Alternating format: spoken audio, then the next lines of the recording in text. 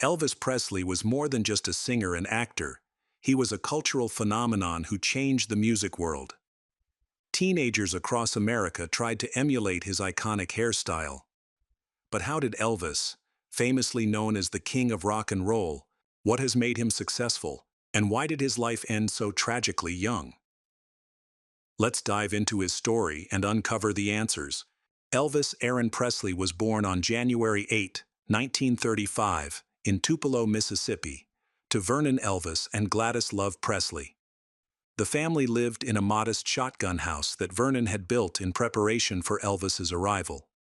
However, Elvis was supposed to have a twin brother, Jesse Garon Presley, who was stillborn just 30 minutes before him. Vernon had German, Scottish, and English roots, while Gladys came from Scotch-Irish and French-Norman ancestry. They came from a working-class background, and Vernon took on odd jobs to make ends meet.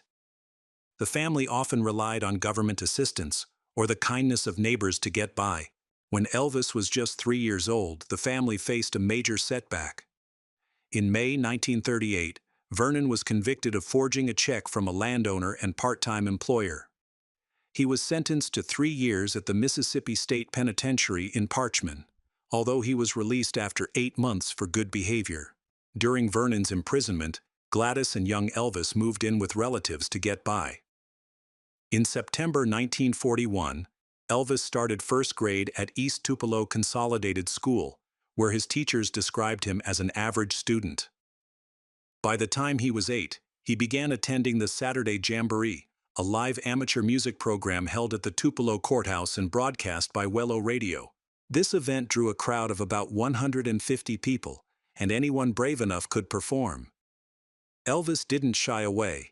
He sang songs like Old Shep, showcasing his budding talent. After World War II, they purchased a modest 4-room house on Berry Street in East Tupelo. Around this time, Elvis entered 5th grade, and it became clear he had a gift for performing. One day, his teacher, Mrs. Grimes, asked if anyone wanted to lead the class in prayer. Elvis volunteered, and after finishing the prayer, he broke into song, performing Old Shep. Mrs. Grimes was so impressed that she took him to the principal, Mr. Cole, where Elvis sang the song again, earning admiration from both. From these humble beginnings, Elvis Presley's journey to stardom had begun. Just weeks before the Mississippi-Alabama Fair and Dairy Show in Tupelo, a young Elvis Presley was selected to participate in a youth talent competition. On October 3, 1945, 10-year-old Elvis performed publicly for the first time during Children's Day at the fair. Standing on a chair to reach the microphone, he sang Old Shep in front of a crowd during a talent show broadcast on Wello Radio. He captured the attention of hundreds. For his 11th birthday on January 8, 1946, Gladys gifted Elvis his first guitar, purchased for $7.9 at the Tupelo hardware store. According to the store's owner, F.L. Bobo, Elvis had initially wanted a rifle or a bicycle, but his mother convinced him to settle for the guitar. It was all she could afford.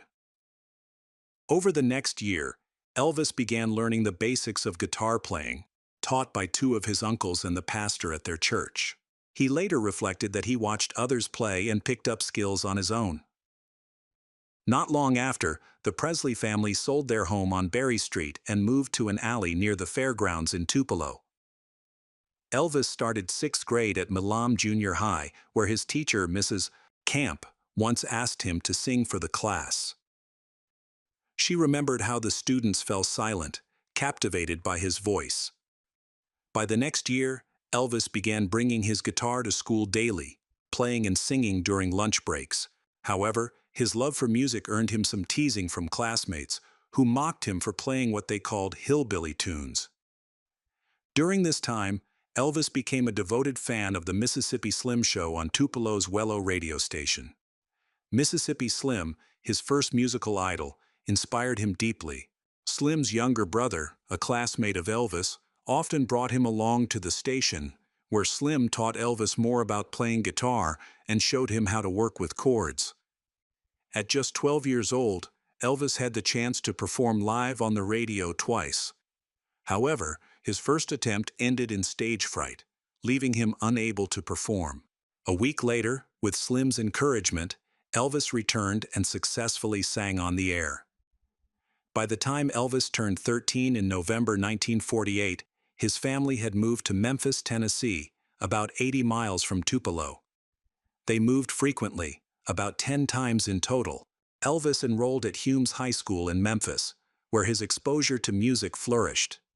Surrounded by the city's vibrant musical culture, radio shows, church performances, music stores and nightclubs, his passion only grew. During this period, he even joined a small band with 4 other boys from Lauderdale Courts, further fueling his journey toward becoming a music icon. During this time, Elvis began paying extra attention to his appearance. He let his sideburns grow longer than usual and started wearing bold, colorful outfits that made him stand out. While most of his classmates stuck to jeans, Elvis opted for trousers, often pairing them with a coat, giving him the air of a movie star.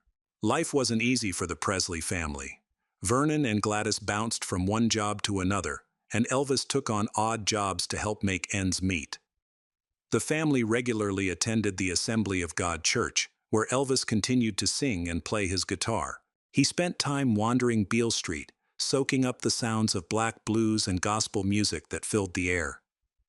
At night, he attended gospel performances, both black and white, in downtown Memphis, immersing himself in the rich musical culture around him. In a quirky twist, Elvis once got married at just 13 years old. He was so smitten with Magdalene Morgan, a girl he met at church. He even set September 11 as their wedding date. Decades later, Magdalene was shocked to learn about the stunt. Elvis was also a huge fan of comic books, especially Captain Marvel Jr. His cousin Harold Lloyd later recalled how they often swapped comics. By 1952, however, Elvis's growing obsession with music began to overshadow everything else, including school. His grades slipped from A, B, and to C. When a music teacher told him he couldn't sing, Elvis brought his guitar to class the next day and performed the hit "Keep Them Cold Icy Fingers Off Me" to prove otherwise. Most of Elvis's free time was spent in movie theaters or music stores. At night, he and his parents attended gospel sessions at Ellis Auditorium. These gospel performances, blending spirituality and physicality, became a cornerstone of his future musical style. Still, when performing at parties, Elvis leaned more toward pop hits by Dean Martin, Bing Crosby, or Perry Como. In January 1953, Elvis registered for military service, as required for all healthy young men at the age of 18. A few months before graduating high school, he entered Humes High School's annual minstrel show on April 9, 1953. He performed Teresa Brewer's "Till I Waltz Again with You," marking another step in his journey towards stardom. Elvis surprised everyone when he took the stage with his guitar and delivered a performance that left the audience in awe. Reflecting on that moment, he admitted that he wasn't particularly popular in school and had even failed music class, the only subject he ever flunked. He shared how entering a school talent show changed everything. Before his performance, he noticed the crowd murmuring, as no one even knew he could sing. But once he finished, his popularity skyrocketed. Despite having no formal training and being unable to read music, Elvis relied entirely on his ear to learn and play. During his teenage years, Elvis spent a lot of time in music stores, where he listened to records on jukeboxes and in booths. By the time he was finishing high school, he had memorized the songs of Hank Snow and admired the works of country legends like Roy Acuff, Ernest Tubb, Jimmy Rogers, and Bob Wills. One of his biggest inspirations was gospel singer Jake Hess, whose ballad style heavily influenced Elvis's own approach to singing. He often attended monthly all-night singings in the city. However, in the segregated South, he could only attend on nights set aside for white audiences. He also tuned into local radio stations like WDIA-AM, which played spirituals, blues, and the emerging rhythm and blues genre. African-American musicians like Arthur Crudup and Rufus Thomas left a lasting impression on him, shaping his future sound. Graduating from Hume's High School on June 3, 1953, marked the beginning of Elvis' journey toward his dream of becoming a musician. However, his first job after school was far from glamorous. He worked at M.B. Parker Machinist's garage, earning just $33 a week. In August 1953, Elvis visited Sun Records to record a double-sided demo featuring My Happiness and That's When Your Heartaches Begin. Recording was meant as a gift for his mother. He also hoped to catch the attention of someone in the music industry. While cheaper recording options were available nearby, Elvis chose Sun Records. Marion Keisker, the studio administrator and producer, asked Elvis which artist he sounded like. His response was confident. He sang all kinds of music and didn't sound like anyone else. Marion later described him as shy and a little lost, holding a beat-up guitar that looked like a child's toy. After hearing the recording, Sun Records boss, Sam Phillips, instructed Marion to write down Elvis's name, calling him a good ballad singer worth keeping an eye on. During the session, Elvis asked Marion if she knew of any bands looking for a singer, but her answer wasn't encouraging. In those early months, Elvis knew he wanted to be a singer, but had no clear path forward. He spent time hanging around Memphis recording service studios, hoping for a breakthrough. In January 1954, he recorded another demo, featuring I'll Never Stand in Your Way and It Wouldn't Be the Same Without You, but it didn't lead to any major opportunities. Even a local vocal group, the Songfellows, rejected him after an audition. In April, Elvis decided to switch jobs after his former boss insisted he cut his hair. He landed a gig as a truck driver at Crown Electric, earning a solid $40 a week. Around the same time, his friend Ronnie Smith, a fellow music enthusiast with whom Elvis had played several shows, was already part of a professional band at just 16. The band was led by Eddie Bond, a seasoned Memphis musician who was on the hunt for a vocalist. Ronnie suggested Elvis for the role, but after trying out a couple of songs, Elvis didn't make the cut. Bond turned him down and bluntly told him to stick to truck driving, claiming he'd never make it as a singer. But fate wasn't done with Elvis yet. Around that time, Sam Phillips, the head of Sun Records, was searching for a fresh, groundbreaking sound. Phillips wanted someone who could bring the style of popular black musicians to a broader audience. This led him to invite Elvis to the studio. Initially, Phillips wasn't impressed with Elvis's performance of the ballad, but he encouraged him to sing anything else he knew. After hearing more, Phillips was intrigued and decided to pair Elvis with two local musicians, guitarist Scotty Moore and bassist Bill Black. On the night of July 5, the trio gathered for a recording session, but things weren't going well. Frustrated, Elvis picked up his guitar and launched into Arthur Crudup's 1946 blues tune, That's All Right. Bill Black joined in, fooling around with his bass, and Moore couldn't help but jump in too. Sam Phillips, overhearing the commotion, popped his head out of the control room and asked what they were doing. When they admitted they didn't know, Phillips urged them to start over. This time he hit record. He had found the sound he'd been searching for. Just 3 days later, Memphis DJ Dewey Phillips debuted That's All Right on his popular Red Hot and Blue show. The response was electric. Listeners flooded the station with calls, desperate to know who the singer was. The buzz was so intense that Dewey played the song on repeat for the rest of his show. During a live interview, Dewey asked Elvis which high school he attended, a subtle way of confirming to curious listeners that Elvis was white, as many had assumed he was black. In the days that followed, the trio recorded another track, Bill Monroe's Blue Moon of Kentucky, giving it a unique bluegrass twist with an echo effect Sam Phillips called slapback. The two songs were released as a single, and That's All Right quickly became a hit in Memphis. Eddie Bond, the same man who had rejected Elvis, sent word through Ronnie Smith to see if Elvis might now be interested in joining his band. Elvis, however, politely declined. On July 17, Elvis, Moore, and Black performed live for the first time as a trio at the Bon Air Club, with Elvis still using his first guitar. By the end of the month, they played at Overton Park Shell. That night, Elvis's eccentric dance moves and raw energy marked the beginning of a style that would soon make him a legend. Not long after, Scotty Moore and Bill Black decided to leave their band, the Starlight Wranglers, to team up with Elvis Presley full-time. Around the same time, DJ and promoter Bob Neal stepped in as the group's manager. The trio played regularly at the Eagle's Nest from August through October and returned to Sun Studio to record fresh tracks. On stage, Elvis quickly grew more confident. In November 1954, Elvis performed at the Louisiana Hayride. Although Elvis was nervous during his debut, his second set was more energetic and won over the audience. The show's organizers were impressed and signed him for a year of Saturday night performances. Around this time, Elvis upgraded his guitar. Determined to invest in his craft, he bought a Martin guitar for $175, a hefty sum back then, equivalent to about $1,800 today. On January 1, 1955, Elvis's new management contract with Bob Neal took effect. To mark the occasion, a cheerful photo of Elvis, Neal, and Sun Records' Sam Phillips circulated in magazines and fan publications. The trio expanded their reach, performing in cities like New Orleans, Houston, and Texarkana.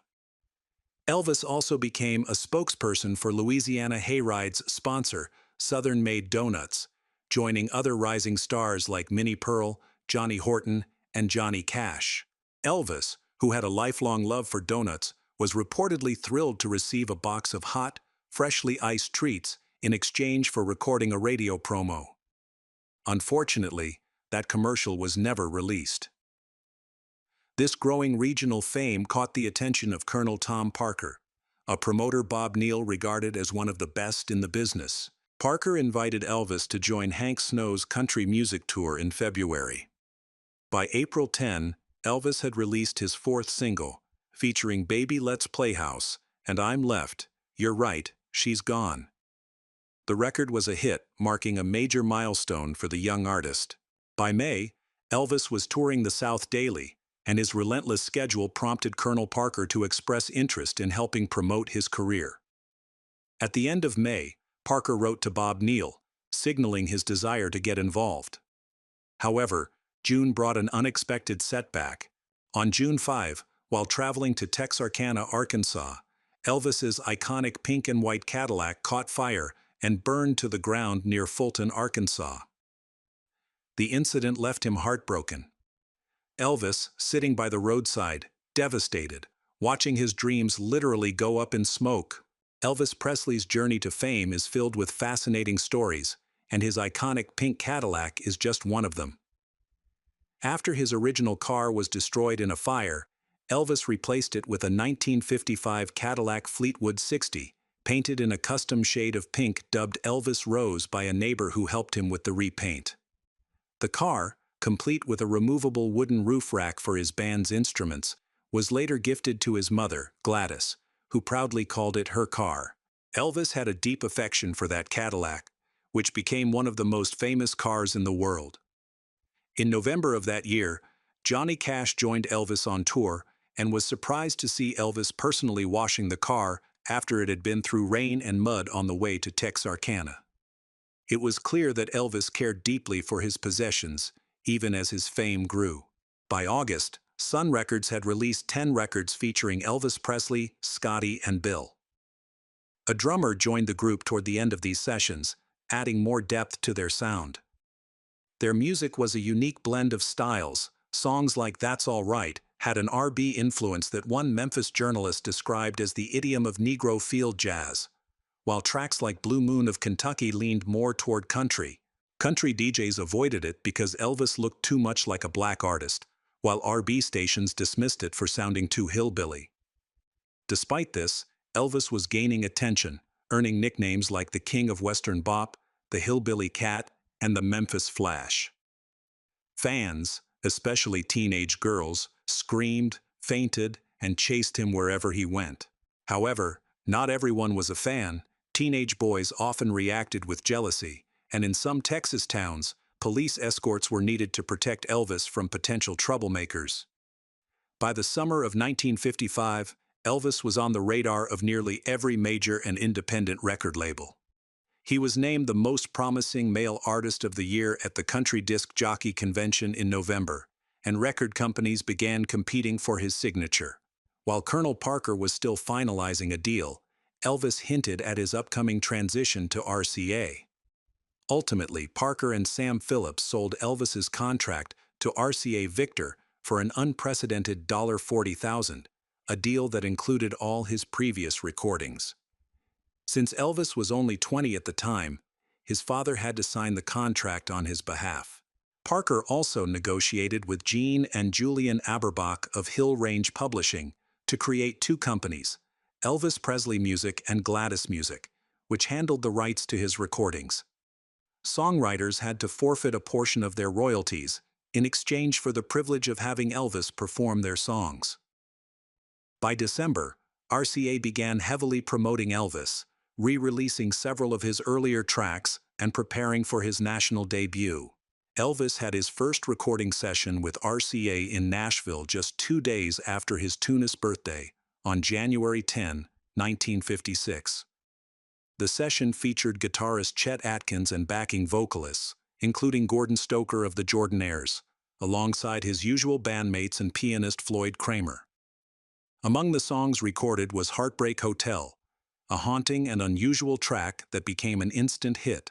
Within 3 weeks of its release, it sold over 300,000 copies and eventually topped the Billboard Pop Singles chart for 8 weeks. It also reached #1 on the country chart and No. 5 on the R&B chart, becoming Elvis's first single to sell over 1 million copies and earning him his first gold record. As his popularity soared, Parker arranged for Elvis to appear on national television. In early 1956, Elvis made 6 appearances on CBS's stage show in New York over 2 months. While in the city, he recorded several songs at RCA Victor Studios, including the now classic Blue Suede Shoes. Meanwhile, I Forgot to Remember to Forget, a song released the previous year, climbed to the top of the Billboard National Country Singles chart in February, solidifying Elvis's place as a rising star. In early March, Neil's contract was terminated, paving the way for Parker to take over as Elvis Presley's manager. Shortly after, RCA Victor released Elvis's self-titled debut album on March 23. The album made history as the first rock and roll record to top the Billboard charts, holding the #1 spot for an impressive 10 weeks. Around the same time, Elvis made a big purchase, a $40,000 house at 1034 Audubon Drive in an upscale Memphis neighborhood. Using royalties from his hit Heartbreak Hotel, he bought the home for himself and his parents. Soon after, Elvis headed to Los Angeles to audition for Paramount Studios. During his audition, he hummed Blue Suede Shoes and acted out a scene from The Rainmaker, though the role wasn't a fit for him. He loved movies so much that he often rented out entire theaters to watch films in peace, sometimes staying all night. His dedication to film paid off when he signed a 7-year contract with Paramount Pictures during a trip to Las Vegas. In an interview, he was asked how much sleep he usually got. He admitted it was only about 4 or 5 hours a night. In April, Elvis and his band flew to Nashville, a trip that turned into a nerve-wracking experience. Their pilot got lost and had to make an unexpected stop in El Dorado, Arkansas to refuel. Things took a scarier turn when one of the plane's engines failed due to an incomplete fuel tank. Once they landed in Nashville, a shaken Elvis reportedly said he wasn't sure he'd ever fly again. The concerts kept rolling and drew massive crowds of up to 10,000 people. After one performance in La Crosse, Wisconsin, a local Catholic diocesan newspaper felt so alarmed that they fired off an urgent note to FBI Director J. Edgar Hoover. They claimed Presley posed a serious threat to the nation's security, citing his on-stage moves as dangerously provocative, stirring up the passions of teenage audiences. The chaos following the show proved their unease wasn't entirely unfounded. More than 1,000 teenagers attempted to storm Elvis's dressing room at the auditorium. Addressing the backlash later that summer, Elvis defended himself, saying he didn't believe he was doing anything inappropriate. He argued that music, including rock and roll, couldn't possibly incite rebellion against authority or parents. The San Diego police chief publicly warned that if Elvis ever returned and performed in the same style, he'd face arrest for disorderly conduct. By mid-May, Colonel Parker transformed Elvis's shows into solo acts. That summer marked an important milestone when Elvis headlined solo at Detroit's iconic Fox Theater. Off-stage, however, rumors swirled about his personal life. Whispers of an engagement to June Juanico, a woman he'd met just a year earlier in Biloxi, set fans abuzz. Back in the day, Elvis Presley owned a one-of-a-kind, custom-made three-wheeled Messerschmitt, but in mid-August 1957, he traded the car for something unexpected: 2.5 hours of shopping at Lansky Brothers, a famous clothing store on Beale Street in Memphis. Around the same time, Elvis began working on his first movie, Love Me Tender, which was produced by 20th Century Fox. The movie premiered on November 16th at the Paramount Theater in New York and was later shown in theaters nationwide. Set in the American South during the Civil War, the melodrama became a box office success, and critics praised Elvis's performance, proving he could shine on the big screen too. However, not everything was smooth sailing for Elvis that August. He faced accusations of corrupting the morals of minors. Judge Marion Gooding even prepared an arrest warrant in Jacksonville, threatening to take action if Elvis performed his infamous hip-swiveling moves during a concert. After the show, Elvis explained to reporters that he couldn't understand what he was doing wrong. To tone things down, he replaced some of his more provocative moves with playful pinky wiggles. Despite the adjustments, the crowd still went wild. Elvis's debut on The Ed Sullivan Show was a monumental moment, drawing over 60 million viewers. During this period, Tupelo, his hometown, honored him by declaring an official Elvis Presley Day. Returning as a superstar, he performed 2 shows at the Mississippi-Alabama Fair and Dairy Show, the same event where he had sung as a 10-year-old boy. This time, though, 100 National Guardsmen and police officers stationed around the stage to keep the frenzied fans under control. 1956 was nothing short of a groundbreaking year for Elvis Presley. At the start of the year, he was just a rising regional star, but by December, he had skyrocketed to international fame. During those transformative months, Elvis recorded his first 2 albums with RCA, both of which sold millions of copies. He appeared on national television 11 times, signed a 7-year deal with Paramount Pictures, and made his acting debut in Love Me Tender, earning 4 gold records in the process. The Wall Street Journal even highlighted the explosion of Elvis-themed merchandise, reporting sales that reached an impressive $22 million in just a few months. In March 1957, Elvis purchased Graceland for $102,500, a sprawling estate where he would live for the next 2 decades. Originally a 500-acre farm dating back to the Civil War, the property had been transformed into a mansion in the late 1930s. Over time, Graceland became as iconic as Elvis himself. As a child, Elvis had vowed to his parents that he'd one day make enough money to buy them the best house in town. Graceland, with its stately colonial revival design, was the fulfillment of that promise. After Elvis's death, the property was valued at $350,000. In 1982, Priscilla Presley opened Graceland to the public, turning it into a tourist destination that continues to draw fans from around the world. Elvis's journey hit a major milestone with the release of his second album, which featured the heartfelt track Old Shep. This was a song he had first performed way back in 1945 during a talent show. As his fame skyrocketed, so did the chaos surrounding his concerts. Crowds often spun out of control, sometimes turning violent, with newspapers in Detroit warning that attending one of his shows could be downright dangerous. Not long after, Elvis released his third album, A Christmas Record. On December 20th, he received his draft notice. His enlistment was briefly delayed so he could finish filming King Creole, a movie Paramount and producer Hal Wallace had already poured $350,000 into. By March 24, 1958, Elvis officially joined the U.S. Army as a private. His arrival caused a media frenzy, with crowds swarming him as he stepped off the bus. Elvis made it clear he wanted no special treatment, stating that he was ready to serve like everyone else. Tragedy struck that summer when Elvis's mother, Gladys, was diagnosed with hepatitis. Just 2 days later, she passed away from heart failure at the age of 46. The loss shattered Elvis. He and his mother had always shared an exceptionally close bond. Reflecting on her death later, Elvis expressed his deep sorrow, wishing she could have witnessed the milestones in his life that followed. After completing his military training, Elvis Presley joined the 3rd Armored Division in Friedberg, Germany, on October 1st. It was there that a sergeant introduced him to amphetamines, which Elvis quickly embraced, believing they boosted his strength and helped with weight loss.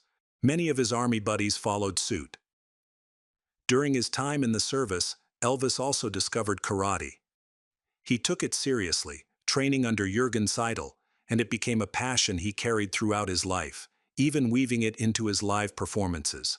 Despite his superstar status, fellow soldiers noted that Elvis made an effort to blend in as just another soldier. He donated his army salary to charity, bought TVs for the base, and even purchased extra uniforms for his comrades. While stationed in Friedberg, Elvis met 14-year-old Priscilla Beaulieu. In her autobiography, Priscilla shared that Elvis had been anxious about the impact his 2 years of service might have on his career. Meanwhile, Elvis's record labels kept his music career alive by releasing previously recorded material, ensuring his popularity didn't wane.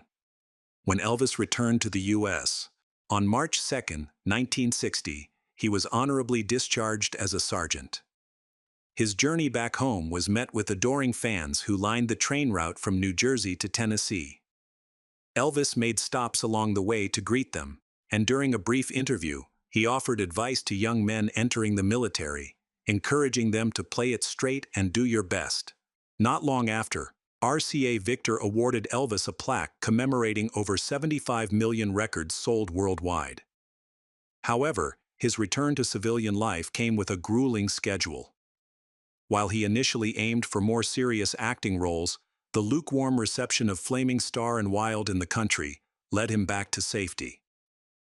Of the 27 films he made during the 1960s, most were poorly received by critics. However, the relentless pace of filming, sometimes 3 movies a year, took a toll on the music's quality.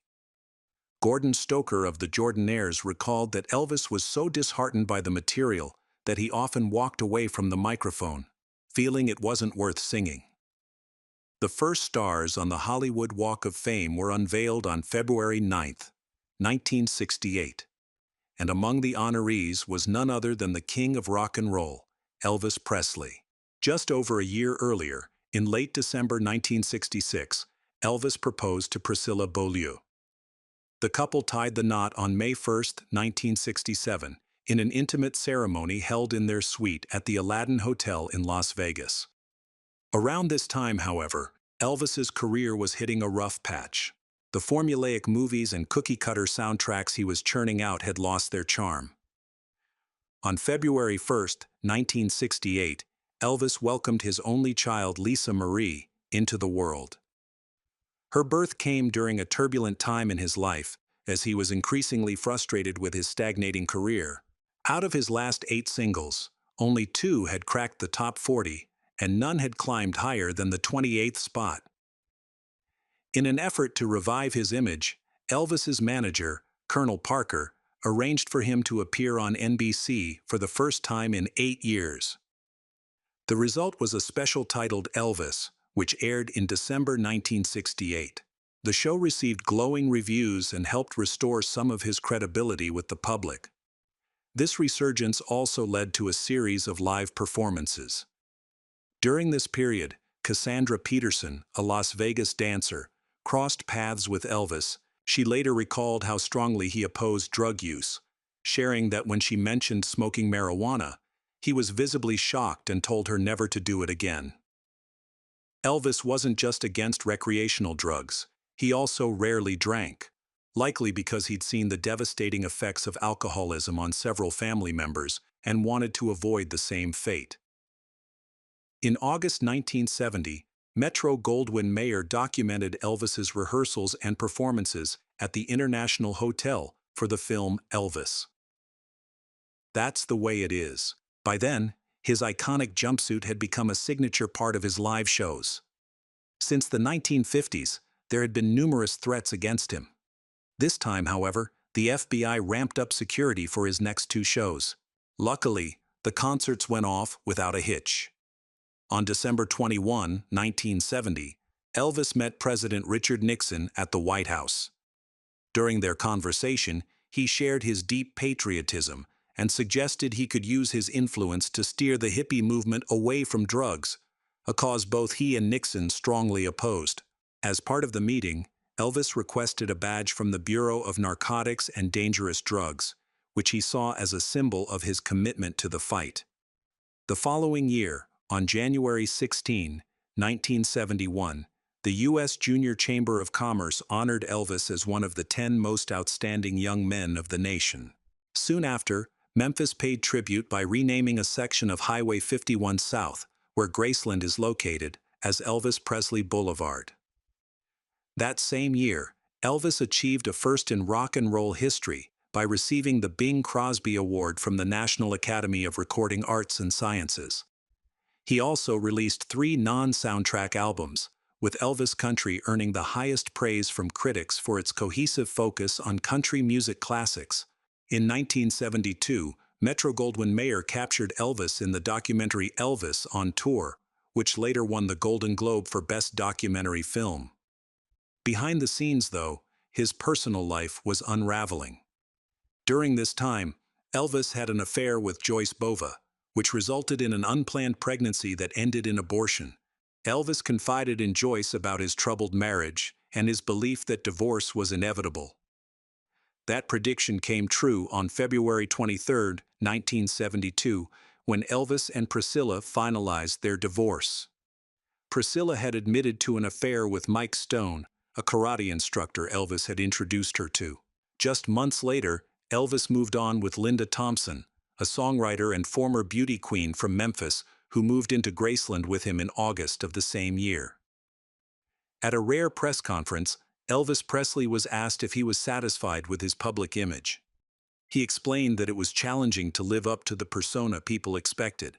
In January 1973, Presley performed 2 charitable concerts for the Kauai League Cancer Fund. These shows were part of the groundbreaking Aloha from Hawaii television special, which marked the first time a solo concert was broadcast globally. His stage attire for the event became iconic, an elaborate jumpsuit featuring an American eagle design. By the end of the show, when he dramatically spread his cape to reveal the eagle with its wings outstretched. Later that year, on October 9th, Presley's divorce was finalized. At one point, Presley even considered harming Stone and became suspicious that an attack during one of his concerts had been orchestrated by him. However, the incident turned out to be the result of overzealous fans storming the stage in a frenzy of admiration. By this time, Presley's health had taken a severe downturn. He overdosed on barbiturates twice in the same year, with the first incident leaving him in a coma for 3 days. By the end of 1973, his addiction to pethidine led to hospitalization in a semi-comatose state. One possible explanation for his declining health was a grueling schedule. In 1973 alone, he performed 168 shows, making it his busiest year yet. Despite his fragile health, he embarked on another demanding tour in 1974. During this era, Elvis Presley and Led Zeppelin were considered 2 of the most successful live performers. By September, Elvis Presley's health had taken a sharp turn for the worse. Tony Brown, his keyboardist, remembered a troubling moment when Elvis arrived at a concert at the University of Maryland. According to Brown, Elvis stumbled out of the limousine and dropped to his knees. When people rushed to help him, he refused their assistance, insisting he didn't need it. Guitarist John Wilkinson shared another grim memory, recalling how Elvis slumped over a chair backstage, barely able to move. Wilkinson often wondered why Elvis didn't just cancel the tour and take time off to recover. But Elvis would simply reassure him, saying everything would be fine and not to worry. RCA Records grew increasingly concerned as Elvis lost interest in recording music. He hadn't released a single since 1973. In an effort to reignite his passion, RCA sent a mobile recording studio to Graceland in 1976, allowing Elvis to record from the comfort of his home. Even then, the sessions were a struggle for him, and the singles that came out of them failed to make a significant impact. Despite the lack of chart success, Elvis's legendary status still loomed large across the nation. That same year, Elvis's personal life saw more upheaval. He and Linda Thompson ended their relationship in November, and soon after, he began dating Ginger Alden. Within 2 months, he proposed to her, presenting an engagement ring. However, some of his close friends later claimed that he wasn't genuinely serious about remarrying. Around this time, Elvis began canceling performances, as his health made it nearly impossible for him to sing or endure the demands of being on stage. His father, Vernon Presley, took a more active role in managing Elvis's finances and controversially fired 3 of his longtime bodyguards, known as the Memphis Mafia, citing budget concerns. The dismissed bodyguards later co-wrote a tell-all book titled Elvis. What Happened? The book deeply upset Elvis, and he even tried to buy out the publishers to prevent its release, but his efforts were unsuccessful. By then, Elvis was battling a range of serious health issues, including glaucoma, hypertension, liver damage, and an enlarged colon, many of which were worsened by his reliance on prescription drugs. On August 16, 1977, Elvis was scheduled to leave Memphis to kick off a new tour. The night before, he spent time relaxing with friends and then retired to his bedroom at Graceland. Tragically, the next day, Ginger Alden found him unconscious on the bathroom floor. He was rushed to the hospital, but doctors were unable to revive him. At 3:30 p.m., Elvis Presley was pronounced dead at Baptist Memorial Hospital. He was just 42 years old. On the day of Elvis Presley's funeral, thousands of devoted fans flocked to Graceland. They continued streaming toward the gates, hoping to catch a glimpse of his open casket. Held on Thursday, August 18th, the funeral drew immense crowds, but tragedy struck when a car crashed into a group of fans outside the gates, leading to the death of 2 young women and leaving another seriously injured. Roughly 80,000 mourners lined the streets as the procession made its way to Forest Hill Cemetery, where Elvis was laid to rest beside his mother. The gravesite quickly became a pilgrimage spot for fans, but when someone attempted to steal the singer's body, both his remains and his mother's were relocated to Graceland's meditation garden for security. Elvis's father shared in an interview that the loss of his son was so sudden it could take years for him to truly accept it. While grieving, he said the love and sympathy poured out by thousands of fans offered him great comfort. Fans, though heartbroken at never seeing Elvis perform again, would forever treasure the joy his music brought to their lives. Meanwhile, conspiracy theories lingered among some followers who speculated that Elvis faked his death, claiming that what lay in the coffin wasn't him, but a doll. President Jimmy Carter also reflected on Elvis's legacy, stating that both his music and magnetic personality reshaped American culture. By blending influences from white country and black rhythm and blues, Elvis left a permanent mark on the music scene. Even after his passing, the king of rock and roll continued to top the charts, with 6 posthumous country singles becoming top 10 hits between 1977 and 1981. Graceland, Elvis's iconic home, opened its doors to the public in 1982. Since then, it has become a cultural landmark, attracting over 500,000 visitors annually and ranking as the 2nd most visited house in the United States, second only to the White House. In 2006, it earned its place as a National Historic Landmark. Elvis Presley's been inducted into 5 prestigious music halls of fame: the Rock and Roll Hall of Fame, the Country Music Hall of Fame, the Gospel Music Hall of Fame, the Rockabilly Hall of Fame, and the Memphis Music Hall of Fame. Over the years, he's also been recognized with notable awards, including the W.C. Handy Award from the Blues Foundation and the very first Golden Hat Award from the Academy of Country Music. In 1984, he was honored with the American Music Awards Award of Merit. By 1987, Forbes magazine listed him among the top 3 highest-earning deceased celebrities, a title he held consistently for 15 years from 2000 onward, at times pulling in an impressive $60 million annually. And let's not forget his unmatched record of 115 songs in the Billboard Top 40, a feat that cements his place in music history. In 2018, President Donald Trump posthumously awarded him the Presidential Medal of Freedom, a testament to his enduring influence. Not long after, the film, simply titled Elvis, premiered at the Cannes Film Festival on May 25, 2022, and hit theaters on June 24, 2022, courtesy of Warner Brothers.